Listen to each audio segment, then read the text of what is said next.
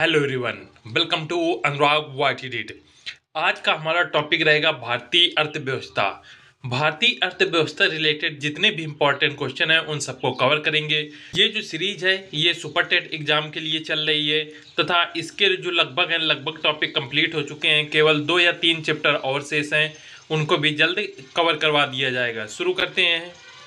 पहला क्वेश्चन है, भारत की राष्ट्रीय आय का संकलन कौन करता है? ऑप्शन ए वित्त आयोग, ऑप्शन बी भारतीय सांख्यिकी संस्थान, ऑप्शन सी राष्ट्रीय विकास परिषद, ऑप्शन डी केंद्रीय सांख्यिकी संगठन। तो भारत की जो राष्ट्रीय आय का संकलन है वो केंद्रीय सांख्यिकी संगठन करता है। व्याख्या देखते हैं। केंद्रीय सांख्यिकी संगठन भारत में सांख्यिकी गतिविधियों के समांतर एवं राष्ट्रीय आय के वृद्धि और अनुरक्षण हेतु उत्तरदायी संगठन सांख्यिकी एवं कार्यक्रम क्रियान्वयन मंत्रालय भारत सरकार के अंतर्गत कार्य करता है। नेक्स्ट है, भारत में कर्मचारियों हेतु महंगाई भत्ता तय करने का आधार क्या है? ऑप्शन ए राष्ट्रीय है, ऑप्शन बी उपभोक्ता मूल्य सूचकांक, ऑप्शन सी रहन सहन का स्तर या ऑप्शन डी मुद्रास्फीति की दर। तो भारत में कर्मचारियों हेतु महंगाई भत्ता तय करने का जो अधिकार है वो है उपभोक्ता मूल्य सूचकांक। व्याख्या है इसकी। भारत में सरकारी कर्मचारियों के महंगाई भत्ता उपभोक्ता मूल्य सूचकांक, जिसे सीपीआई कहते हैं, के द्वारा तय किया जाता है। उपभोक्ता मूल्य सूचकांक सरकारी कर्मचारियों के वेतन, मजदूरी तथा महंगाई भत्ता समायोजित करने के लिए प्रयोग में लाया जाता है। ये सूचकांक भी श्रम मंत्रालय में स्थित श्रम ब्यूरो द्वारा प्रकाशित किया जाता है। नेक्स्ट है, भारत में आर्थिक सर्वेक्षण सरकारी स्तर पर प्रतिवर्ष कौन प्रकाशित करता है? ऑप्शन ए भारतीय reserve Bank, option B NITI Aayog, option C वित्त मंत्रालय या ऑप्शन डी वाणिज्य मंत्रालय। तो भारत में आर्थिक सर्वेक्षण जो है वो प्रतिवर्ष वित्त मंत्रालय प्रकाशित करता है। आर्थिक समीक्षा वित्त मंत्रालय दस्तावेज है। विगत 12 महीने में भारतीय अर्थव्यवस्था में घटनाक्रमों की समीक्षा करता है। आर्थिक सर्वेक्षण प्रमुख विकास कार्यक्रमों के निष्पादन का सार प्रस्तुत करता है। इस दस्तावेज को बजट सत्र के दौरान संसद के दोनों सदनों में पेश किया जाता है। नेक्स्ट क्वेश्चन है, भारत में छुपी बेरोजगारी मुख्य रूप से किस क्षेत्र में है?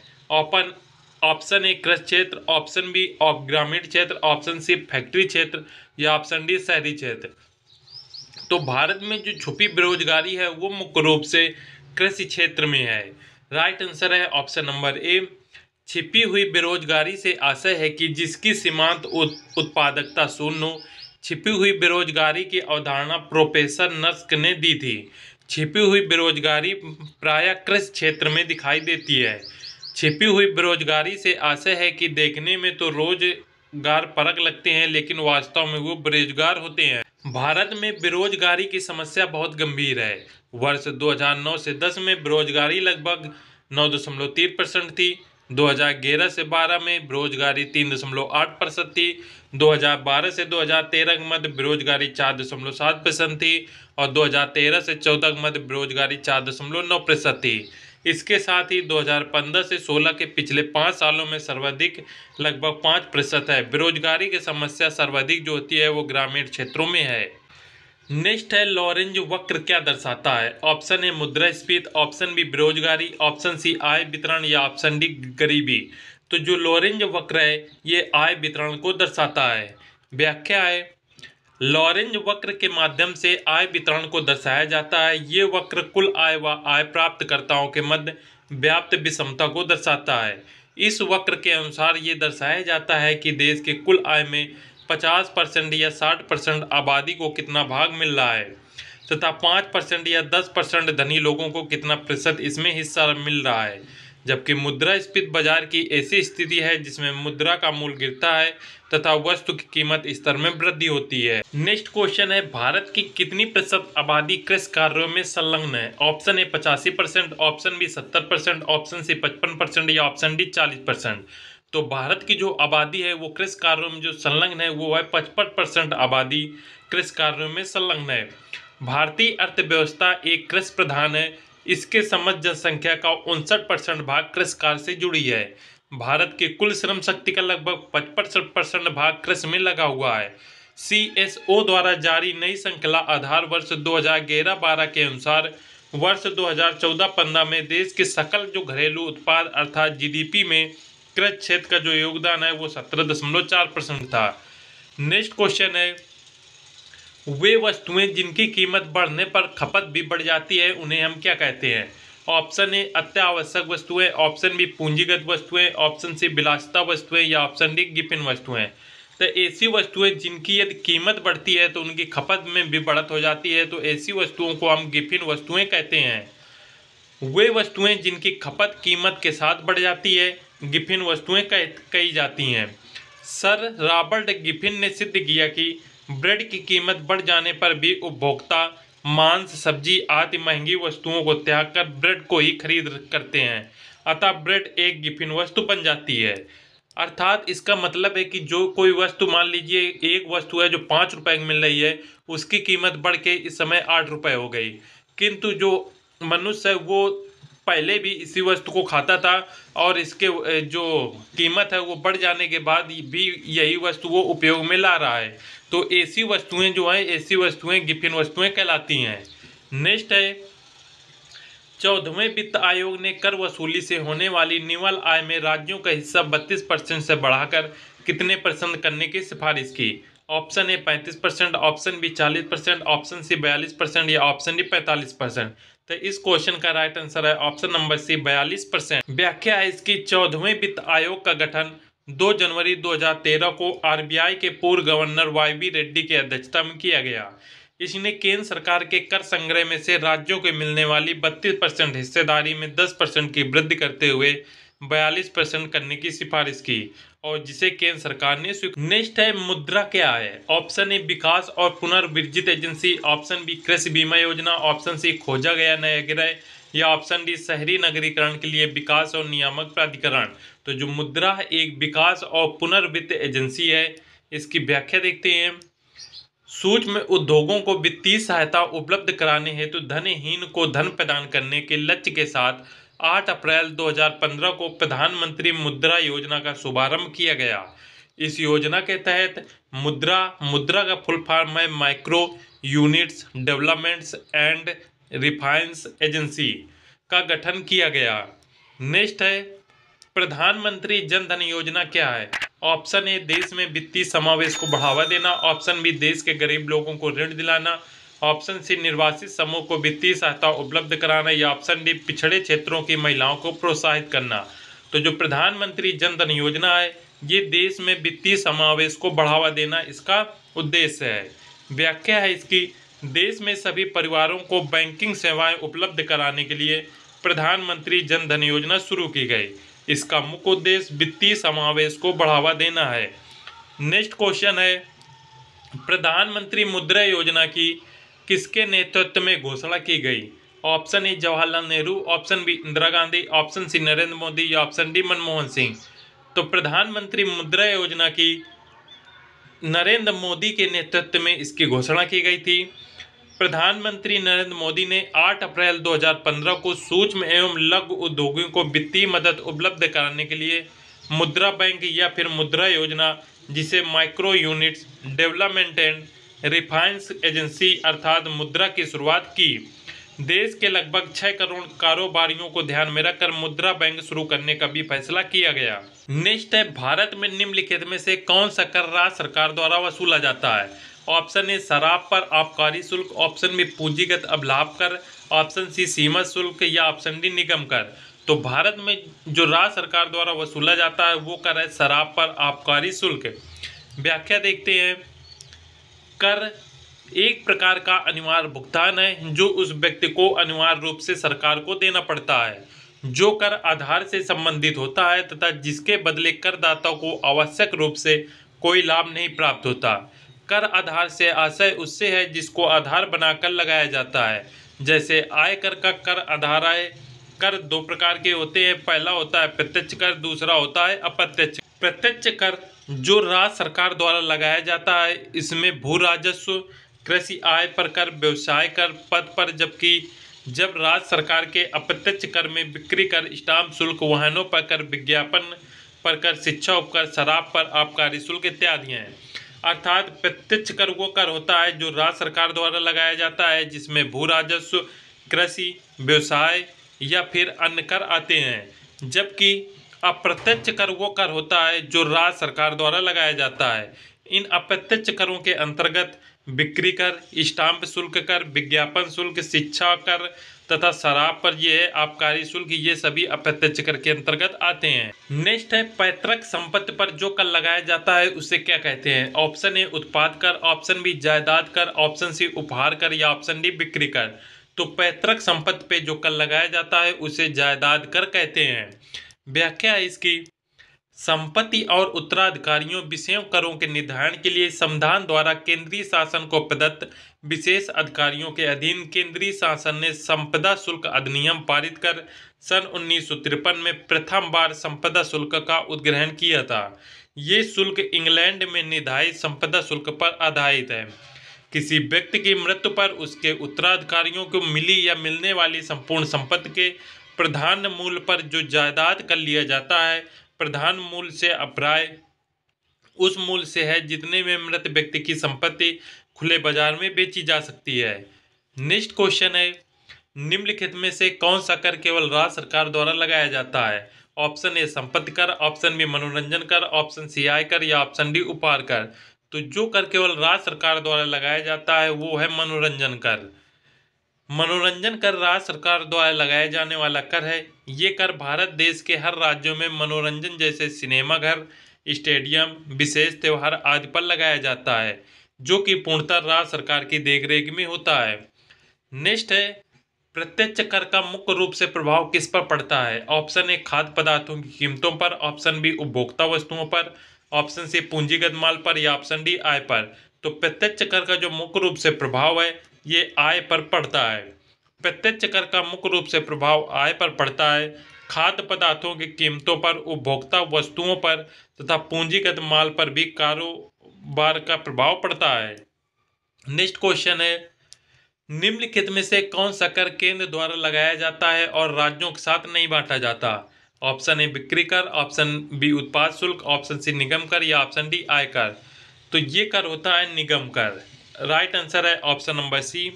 संविधान की 7वीं अनुसूची में केंद्र एवं राज्यों के बीच वित्तीय स्रोतों का विभाजन किया गया। केंद्र सरकार द्वारा लगाए गए करों को 4 भागों में विभाजित किया गया। प्रथम भाग में वो कर हैं जो केंद्र द्वारा लगाए जाते हैं तथा जिनसे प्राप्त आय पूर्ण रूप से केंद्र सरकार की होती है। इसमें निगम कर प्रमुख है और इसका विभाजन राज्यों के बीच नहीं किया जाता। नेक्स्ट है, निम्नलिखित में से कौन सा एक प्रत्यक्ष कर है। ऑप्शन ए उत्पाद शुल्क, ऑप्शन बी सीमा शुल्क, ऑप्शन सी सेवा कर या ऑप्शन डी संपत्ति कर। तो जो एक प्रत्यक्ष कर है वो है संपत्ति कर। राइट आंसर है ऑप्शन नंबर डी। प्रत्यक्ष कर वह कर है जिनके मौद्रिक तथा वास्तविक बोझ अर्थात कर से उत्पन्न कराघात तथा करापात उसी व्यक्ति पर पड़ता है जिनके ऊपर सरकार लगाती है, जैसे व्यक्तिगत आयकर, संपत्ति कर तथा व्यय कर। नेक्स्ट, मूल्य वर्धित कर को किस प्रकार लागू किया जाता है। ऑप्शन ए मूल्य, ऑप्शन बी आयतन, ऑप्शन सी उत्पादन या ऑप्शन डी निर्यातन। तो मूल्य वर्धित जो कर होते हैं इनको मूल्य के पर लागू किया जाता है। राइट आंसर है ऑप्शन नंबर ए। व्याख्या है, मूल्य वर्धित कर या वैट एक मल्टी पॉइंट डेस्टिनेशन आधारित कर है जिसमें उत्पादन वितरण श्रृंखला के प्रत्येक चरण में मूल्यवर्धन पर कर लगाया जाता है। मूल्यवर्धन शब्द का आशय उत्पादन या वस्तु और सेवाओं के उत्पादन और अंतरण के प्रत्येक चरण में वस्तुओं और सेवाओं के मूल्य में वृद्धि से है। वैट वस्तुओं और सेवाओं के अंतिम उपभोग पर लगाया कर है जो उपभोक्ता द्वारा वहन किया जाता है। नेक्स्ट है, भारतीय रिजर्व बैंक का राष्ट्रीयकरण किस वर्ष किया गया। Option A 1939, option B 1949, option C 1959 या ऑप्शन डी 1969। तो भारतीय रिजर्व बैंक का राष्ट्रीयकरण 1949 को किया गया। भारतीय रिजर्व बैंक भारत का केंद्रीय बैंक है। ये भारत के सभी बैंकों का संचालक है। रिजर्व बैंक भारत की अर्थव्यवस्था को नियंत्रित करता है और रिजर्व बैंक की स्थापना 1 अप्रैल सन 1935 को की गई। Reserve bank of India act 1934 के अनुसार हुई थी तथा इसका राष्ट्रीयकरण जो है 1949 में हुआ।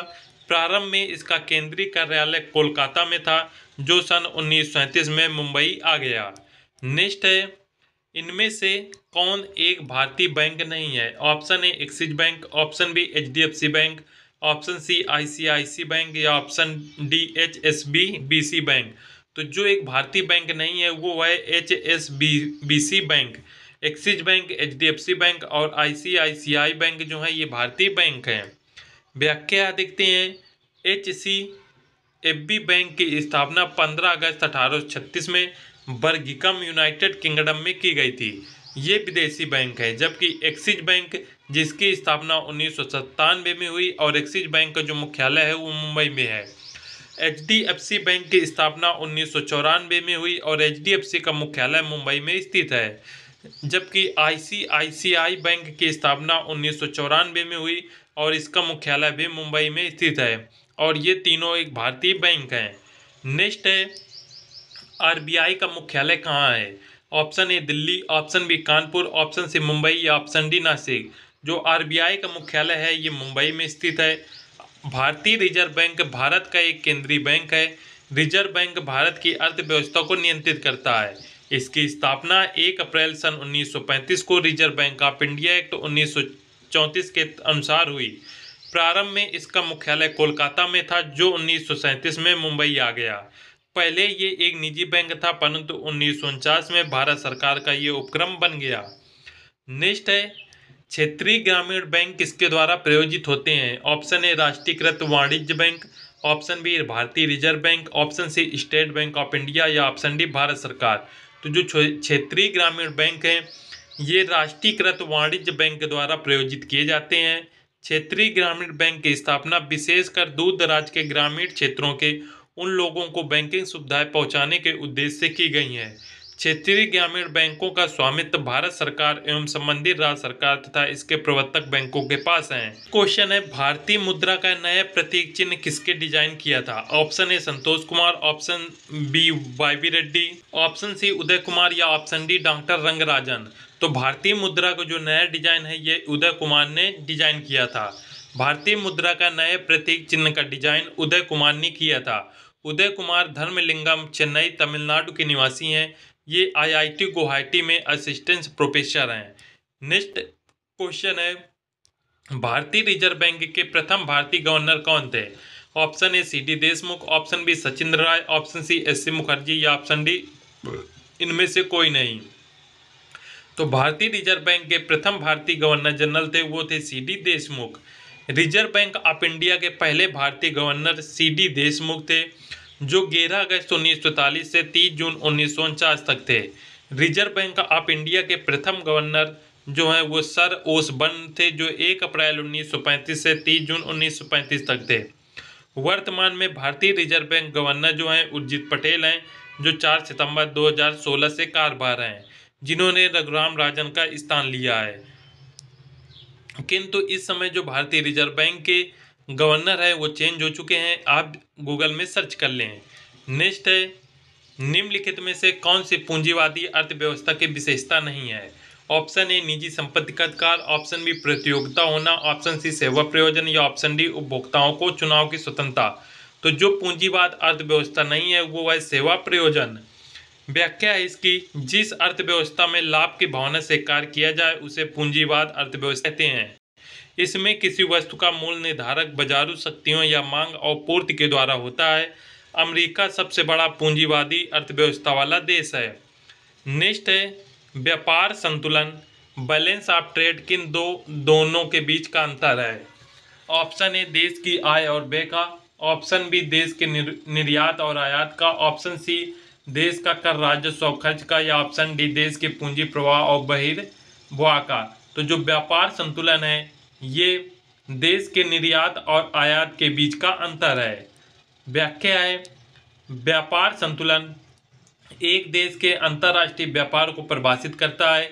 ये एक देश के आयात और निर्यात के बीच का अंतर है। एक देश में आयात की तुलना में अधिक निर्यात देश की मुद्रा को मजबूत बनाने और अपनी अर्थव्यवस्था के लिए अच्छा है। यदि देश निर्यात से अधिक आयात करता है देश अप्रतिस्पर्धी होना कहा जाता है। यदि आयात और निर्यात बराबर हैं तो इसे शुद्ध व्यापार संतुलन कहा जाता है। नेक्स्ट क्वेश्चन है, आंतरिक व्यापार किससे संबंधित है? ऑप्शन ए ट्रेड सेक्टर से, ऑप्शन बी शेयर मार्केट से, ऑप्शन सी क्रेडिट कार्ड से या ऑप्शन डी घुड़दौड़ से। तो जो आंतरिक व्यापार है इसका संबंध शेयर मार्केट से है। आंतरिक व्यापार शेयर मार्केट से संबंधित है।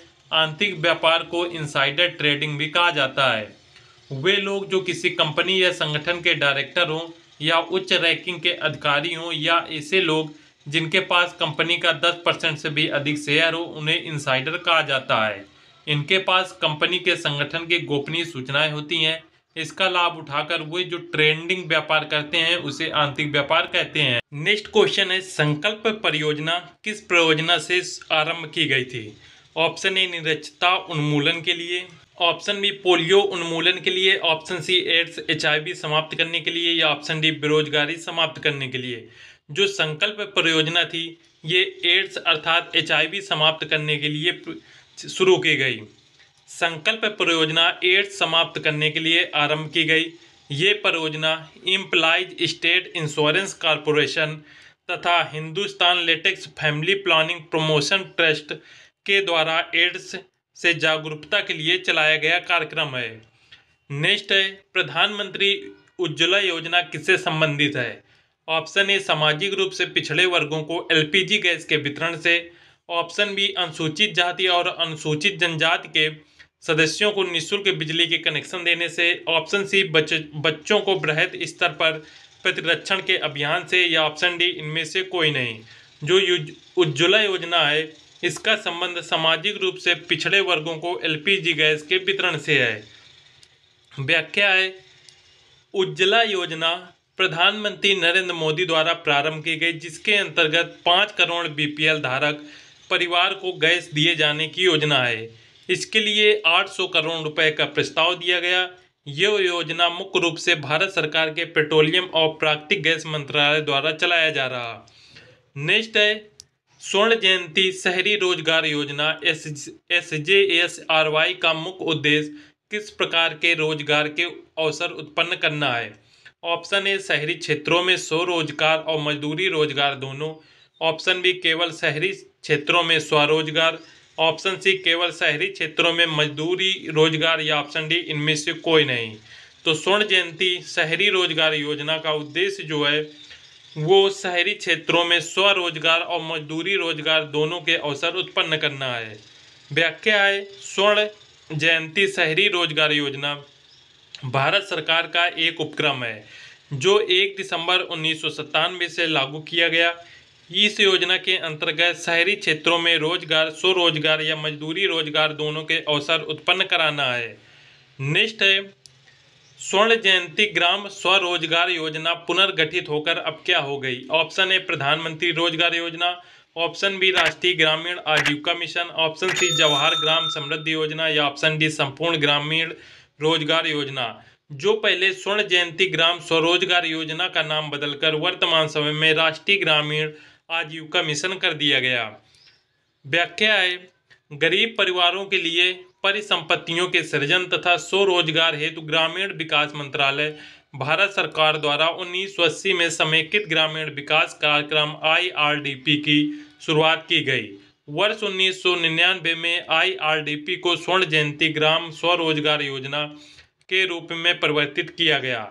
इस योजना का मुख्य लक्ष्य स्व सहायता समूहों SSG द्वारा गरीबों को संगठित करके स्वरोजगार उपलब्ध कराना था। स्वर्ण जयंती ग्राम स्वरोजगार योजना को अधिक सुदृढ़ करने के लिए इसको राष्ट्रीय ग्रामीण आजीविका मिशन के रूप में परिवर्तित किया गया। ग्रामीण क्षेत्रों में निर्धनता निवारण के लिए 30 जून 2011 को राजस्थान के बांसवाड़ा जिले में राष्ट्रीय ग्रामीण आजीविका मिशन की शुरुआत की गई है। नेक्स्ट है, किस भारतीय राज्य को GDP सबसे अधिक है? Option A Gujarat, option B Maharashtra, option C Karnataka या ऑप्शन डी आंध्र प्रदेश। महाराष्ट्र राज्य की जो GDP है ये सबसे अधिक है। सकल घरेलू उत्पाद, सकल घरेलू उत्पाद अर्थात जिसे हम GDP के नाम से जानते हैं।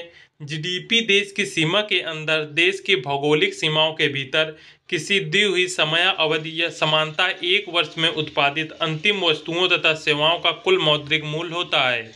किंतु यहाँ पर यह बता देना उचित होगा कि ये सदैव आवश्यक नहीं कि संपूर्ण GDP देशवासियों की उत्पादकता सेवाओं का ही परिणाम होता है। वास्तव में जीडीपी का कुछ भाग उन विदेशियों की उत्पादक सेवाओं का परिणाम हो सकता है जिन्होंने अपनी पूंजी तथा तकनीकी ज्ञान का उपयोग करके देश में कुल संपत्ति के कुछ भाग का उत्पादन किया है। महाराष्ट्र में जीडीपी सबसे अधिक है। नेक्स्ट है, भारत में प्रथम पंचवर्षीय योजना का प्रारंभ किस वर्ष किया गया? Option A 1921, option B 1931, option C 1941 या ऑप्शन डी 1951। तो भारत में प्रथम पंचवर्षीय योजना का प्रारंभ सन 1951 ईस्वी में किया गया। व्याख्या है, प्रथम पंचवर्षीय योजना 1951 में प्रारंभ हुई। भारत की अर्थव्यवस्था एक बड़ा हिस्सा भारत के योजना आयोग द्वारा विकसित, कार्यान्वित और इसकी देखरेख में चलने वाली पंचवर्षीय योजनाओं पर आधारित थी। प्रथम पंचवर्षीय योजना का बजट 7 व्यापक क्षेत्रों को आवंटित किया गया। सिंचाई और ऊर्जा, कृषि और सामुदायिक विकास, परिवहन और संचार, उद्योग, सामाजिक सेवाओं, भूमि पुनर्वास और अन्य क्षेत्रों और सेवाओं के लिए ये बजट पेश किया गया।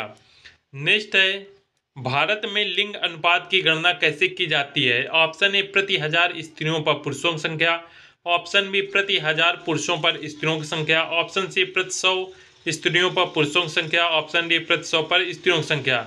तो भारत में जो लिंग अनुपात है ये प्रति 1000 पुरुषों पर स्त्रियों की संख्या के आधार पर भारत की गणना की जाती है। भारत में लिंग अनुपात की गणना प्रति 1000 पुरुषों पर स्त्रियों की संख्या से की जाती है। इस समय जो लिंग अनुपात है वो 1000 पुरुषों पर 943 महिलाएं हैं। नेक्स्ट है, निम्नलिखित राज्यों में से साक्षरता दर किस राज्य में सबसे अधिक है? Option A Orissa, option B Punjab, option C Maharashtra या ऑप्शन डी मिजोरम। तो जहाँ पे साक्षरता सबसे अधिक है वो राज्य है मिजोरम। भारत में सर्वाधिक साक्षरता दर केरल राज्य में है, जबकि दिए गए विकल्पों में सर्वाधिक साक्षरता दर मिजोरम राज्य में है। नेक्स्ट है, जनसंख्या घनत्व से आप क्या समझते हैं? ऑप्शन ए गरीबी रेखा से नीचे रहने वाले लोगों का कुल जनसंख्या से अनुपात, ऑप्शन बी प्रति वर्ग किलोमीटर में रहने वाले लोगों की संख्या, ऑप्शन सी किसी शहर में रहने वाले व्यक्तियों की संख्या या ऑप्शन डी प्रति किलोमीटर रहने वाले व्यक्तियों की संख्या। तो जनसंख्या घनत्व से तात्पर्य होता है प्रति वर्ग किलोमीटर में रहने वाले लोगों की संख्या। राइट आंसर है ऑप्शन नंबर बी। प्रति वर्ग किलोमीटर में रहने वाले लोगों की संख्या को जनघनत्व कहते हैं। 2011 की जनगणना में अंतिम आंकड़ों के अनुसार भारत का जनघनत्व 382 व्यक्ति प्रति किलोमीटर है। भारत के शीर्ष घनत्व वाले राज्य हैं बिहार, जिसमें 1106 प्रति व्यक्ति किलोमीटर हैं, पश्चिम बंगाल में 1028, केरल में 860, उत्तर प्रदेश में 829 तथा हरियाणा में 573 व्यक्ति प्रति किलोमीटर में है। नेक्स्ट है, माल्थुसियन सिद्धांत किससे संबंधित है? ऑप्शन ए गरीबी से, ऑप्शन बी रोजगार से, ऑप्शन सी रोगों से या ऑप्शन डी जनसंख्या से। तो जो माल्थुसियन सिद्धांत है ये जनसंख्या से संबंधित है। व्याख्या देखते हैं। जनसंख्या एवं संसाधनों के बीच संबंधों पर विचार करने का प्रथम श्रेय रॉबर्ट माल्थस को है। इन्हीं के द्वारा दिया गया सिद्धांत 1978 के इनके लेख an essay on the principle of population में प्रकाशित किया गया। ये सिद्धांत जनसंख्या में वृद्धि तथा खाद्यान्न आपूर्ति के वृद्धि के मध्य संबंध की व्याख्या करता है। इनके अनुसार किसी क्षेत्र की जनसंख्या वृद्धि गुणोत्तर श्रेणी में बढ़ती है, जबकि संसाधन समांतर श्रेणी में बढ़ते हैं। अतः एक समय स्थिति ऐसी आती है जब जनसंख्या एवं संसाधनों के बीच तालमेल बनाना कठिन होता है। इसे ही जनसंख्या विस्फोट की स्थिति कही जाती है। नेक्स्ट है, कौन सी संस्था को विश्व बैंक के सुलभ कर्ज विंडो के नाम से जाना जाता है? ऑप्शन ए भारतीय औद्योगिक विकास, option B IDA, option C अंतर्राष्ट्रीय मुद्रा कोष, ऑप्शन डी भारतीय रिजर्व बैंक। जिसे सुलभ कर्ज विंडो के नाम से जाना जाता है वो बैंक है आईडीए बैंक। व्याख्या है, सुलभ कर्ज विंडो के नाम से आईडीए अर्थात इंटरनेशनल डेवलपमेंट एसोसिएशन को जाना जाता है। ये विश्व बैंक के अंतर्गत कार्य करने वाली एक संस्था है जो विश्व के गरीब और विकासशील देशों को उदार दर पर ऋण उपलब्ध कराती है। इसका मुख्यालय वाशिंगटन डीसी में है। नेक्स्ट है, मानव विकास सूचकांक कौन तैयार करता है? ऑप्शन ए संयुक्त राष्ट्र विकास कार्यक्रम, ऑप्शन बी विश्व व्यापार संगठन, ऑप्शन सी अंतर्राष्ट्रीय मुद्रा कोष या ऑप्शन डी विश्व स्वास्थ्य संगठन। तो जो मानव विकास सूचकांक है ये संयुक्त राष्ट्र विकास कार्यक्रम तैयार करता है। व्याख्या है, मानव विकास सूचकांक संयुक्त राष्ट्र विकास कार्यक्रम द्वारा तैयार किया जाता है। वर्ष 1990 में प्रथम मानव विकास सूचकांक जारी किया गया। मानव विकास सूचकांक 2015 दिसंबर 2015 को जारी किया जाता है। इसका शीर्षक मानव विकास हेतु कार्य था। इसमें प्रथम स्थान नॉर्वे को प्राप्त था। भारत का इस सूचकांक में 130वां स्थान था। तो जो मानव विकास सूचकांक है ये संयुक्त राष्ट्र विकास का एक कार्यक्रम है और प्रथम जो मानव विकास सूचकांक है ये 1990 में जारी किया गया तथा प्रत्येक वर्ष 14 दिसंबर को ये जारी किया जाता है। वर्तमान समय में 2023 में मानव विकास सूचकांक आप देख लीजिए कि भारत का कौन सा रैंक है और प्रथम स्थान पे कौन सा देश है। नेक्स्ट है, निम्नलिखित कौन सा देश ब्रिक्स ग्रुप का सदस्य नहीं है। Option A Brazil, option B रूस, ऑप्शन सी चीन या ऑप्शन डी इंडोनेशिया। जो ब्रिक्स ग्रुप का सदस्य देश नहीं है वो है इंडोनेशिया। व्याख्या है, दिए गए विकल्पों में ब्राजील, चाइना एवं रूस ब्रिक्स के संस्थापक सदस्य हैं जबकि इंडोनेशिया इसका सदस्य नहीं है। ब्रिक्स की स्थापना औपचारिक घोषणा 16 जून 2009 के एक तेरिन वर्ग अर्थात रूस की बैठक में किया गया।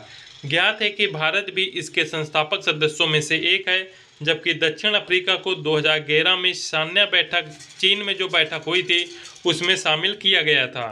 नेक्स्ट है, लाभ का नवप्रवर्तन सिद्धांत किसने प्रतिपादित किया। Option A Marshall, option B Clark, option C Schumpeter या ऑप्शन डी जॉन रॉबिन्स। तो लाभ का नवप्रवर्तन सिद्धांत ये शुम्पीटर द्वारा प्रतिपादित किया गया। व्याख्या है, जोजेस पीटर ऑस्ट्रेलिया में जन्मे एक अमेरिकन अर्थशास्त्री और राजनीतिज्ञ थे। इन्होंने 1919 में ऑस्ट्रेलियन वित्त मंत्री के रूप में भी कार्य किया। इन्होंने लाभ का नवप्रवर्तन सिद्धांत दिया। इसके अनुसार जब कोई नया परिवर्तन किया जाएगा तो उससे होने वाला लाभ इसके इनाम के रूप में मिलेगा।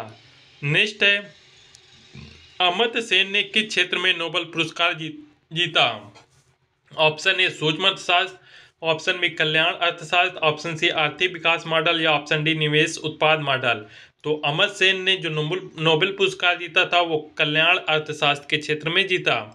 व्याख्या है, अमर्त्य सेन का जन्म 3 नवंबर 1933 को हुआ। अमर्त्य सेन अर्थशास्त्र के लिए 1998 में नोबेल पुरस्कार प्राप्त करने वाले पहले एशियाई हैं। शांति निकेतन में जन्मे इस विद्वान अर्थशास्त्री ने लोक कल्याणकारी अर्थशास्त्र की अवधारणा का प्रतिपादन किया। नेक्स्ट है, शारदा अधिनियम का संबंध किससे है। तो शारदा अधिनियम का संबंध बाल विवाह से है या फिर चाइल्ड मैरिज रिस्ट्रेंट एक्ट 1929 अर्थात विवाह की न्यूनतम आयु से है। ये जो शारदा अधिनियम का संबंध क्वेश्चन 2018 में शिक्षक भर्ती में पूछा गया है। व्याख्या है इसकी, शारदा अधिनियम बाल विवाह से संबंध है। इसे बाल विवाह प्रतिबंध नियम के नाम से भी जाना जाता है। यह अधिनियम 1929 को भारत के ब्रिटिश भारत विधानमंडल में 28 सितंबर 1929 को पारित किया गया, जिसमें विवाह के लिए लड़कियों की आयु 14 वर्ष तथा लड़कों की आयु 18 वर्ष निर्धारित की गई। लेकिन बाद में 1978 में हिंदू अधिनियम और बाल विवाह अधिनियम में संशोधन करके लड़की की शादी की उम्र 18 वर्ष और लड़कों की शादी की उम्र 21 साल निर्धारित की गई। इसी के साथ भारतीय अर्थव्यवस्था से रिलेटेड जितने भी एमसीक्यू थे वो सभी कवर करवा दिए गए हैं। नेक्स्ट जो इससे एग्जाम रिलेटेड पॉइंट्स हैं वो नेक्स्ट वीडियो में हम कवर करेंगे। मिलते हैं फिर नेक्स्ट वीडियो में। जय हिंद।